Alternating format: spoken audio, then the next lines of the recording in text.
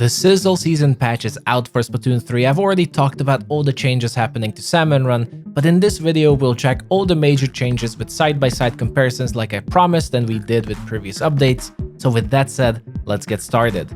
The Big Swig Roller's rolling damage got a 42% damage buff and is now doing 100 damage, allowing it to roll through chums, unlike before when it would only bounce off them. The Dynamo Roller's swinging costs only 15% instead of 20% ink, allowing the Dynamo to swing one more time after a splat bomb than before.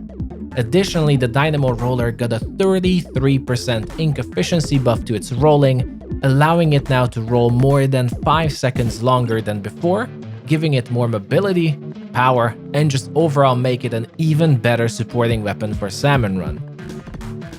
Unfortunately, the sloshing machine nerf went through to Salmon Run as well, meaning the weapon fires slower while swinging continuously, and as you can see on the footage, falls behind the old sloshing machine by more than a full swing very fast. The Snipe Rider got a 13% ink efficiency buff to its tap shots, but the spectacular change to the weapon is the damage increase from 180 to 240 per shot with its full charges, allowing it to deal 1200 damage in a full burst, giving it the ability to one-cycle big shots, armored flipper-floppers, or even Maws now. The Slusher got a 40% damage increase, making it do 140 damage instead of 100, making it stronger against lesser hordes and bosses alike.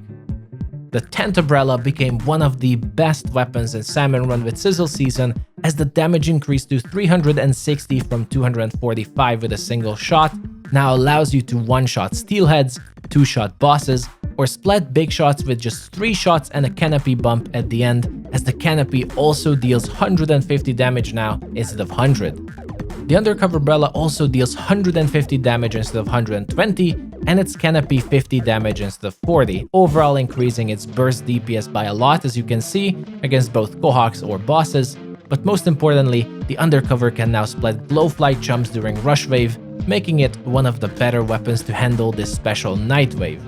The Reflux 450 got an overall damage buff, as no matter what charges you're using, you will deal 210 damage, which means the only reason to do full charges is if you need range. So they made the weapon more accessible to players by simplifying the partial charge mechanic. The Reflux also got damage increase to its tap shots, as it is now capable of one-shotting chums with them if you're close enough to hit with all 3 of your arrows. The Tri-Stringer also got a partial charge damage buff, as now at the beginning of your level 1 charge, you will deal 300 damage instead of 225, increasing the overall DPS of the weapon even further, and encouraging the partial charge practicing for players using the bow. There were other changes to weapons that I talked about in my other patch notes video if you're interested, but these are the most spectacular changes to Salmon Run that will affect all the players and will be noticeable as you play. Hope the comparisons were fun and enjoyable. Check out the channel for more Salmon Run content if you liked the video, but for now that's a wrap everyone. Thank you for watching.